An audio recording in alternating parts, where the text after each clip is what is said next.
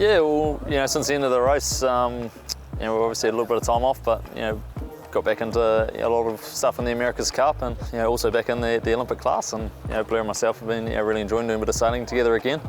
It's been great to get in small boats, where we've spent so much time in the past, and have such a great Kiwi crew to train against. And there's probably 4 or 5 good boats from New Zealand at the moment. So it's been really fun over the summer getting the skills back up in the small boat. It was pretty cool to reflect and look back at some of the videos and bits on the raw feed that were pretty funny that you hadn't seen before. And it was definitely a pretty incredible experience sailing around the world. Made some pretty good friends out of it, and that's something that's will be with you for a long time. I think you're a more well-rounded sailor after having competed in all the different sides of it. So it's definitely been a challenge getting back in the small boat, just because we haven't sailed it for a couple of years, and it really feels like we're slowly making progress there. But it's pretty cool to have that other side of the sport. Having sailed so many miles now offshore, that you're pretty experienced in that as well.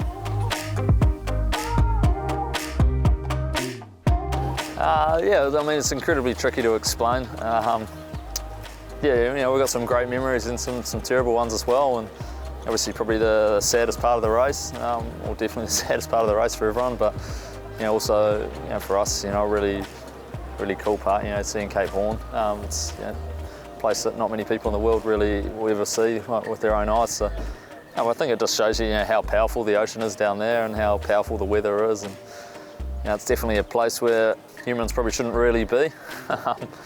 It's pretty extreme on the temperatures, and you never really think you'll be sailing with it snowing and stuff. So that was something that it's really cool to do, but I don't think you'd want to do it every day.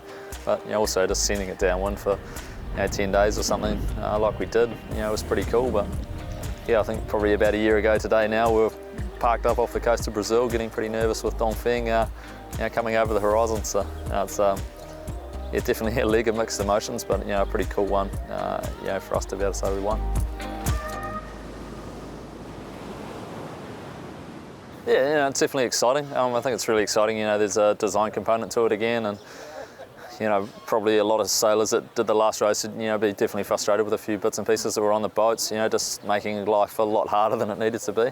Obviously, the one design had its perks, but it's going to be really cool to have something a little more design related and a little quicker as well, hopefully, a little drier. But it's going to be a challenge with so much less crew as well, so you're going to have to be a lot more well-rounded with your skills. And I think it's something that's a good move for the race. It's creating kind of not having to create a rule and just going with an established fleet that's hopefully will be pretty robust, and this boats will be pretty similar speed come the start in a few years' time.